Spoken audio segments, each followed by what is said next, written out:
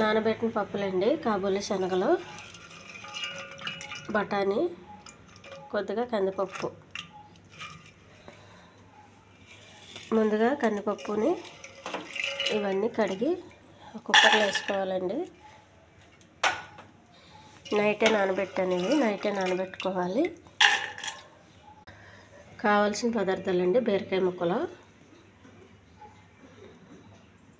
పసుపు, ఆవాలు, ఉప్పు, జీలకర్ర, పచ్చిశనగపప్పు, అల్లం వెల్లుల్లి పేస్ట్, ఆయిల్, కరివేపాకు, ఉల్లిపాయ, ఎండుమిర్చి, వెల్లుల్లిపాయ, టమాటా. కడిగి పెట్టుకున్న వాటర్ కుక్కర్లో వేసాను కదండి, ఇవన్నీ ఒక గ్లాస్ వాటర్ వేయాలి. కొద్దిగా అల్లం వెల్లుల్లి పేస్ట్ అండి,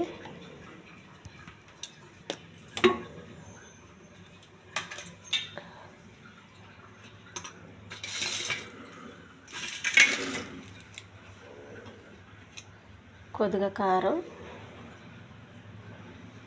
కొంచెం పసుపు, కొద్దిగా ఉప్పు, టమాటా. కుక్కర్లో పెట్టాలండి, మూత పెట్టి ఒక 5-6 విజిల్స్ రావాలి. బీరకాయ ముక్కలండి ఒక గిన్నెలో పోయాలి.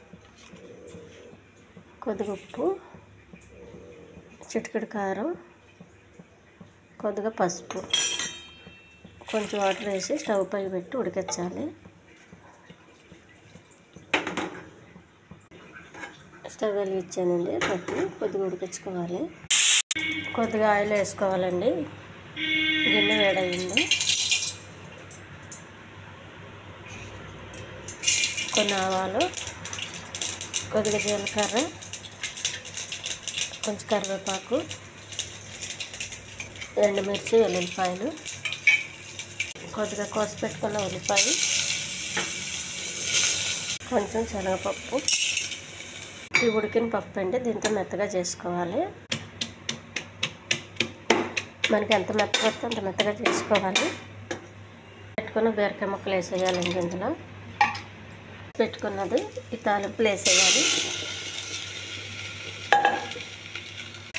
ఈ టమాటా తాలింపులు వేసేయాలండి.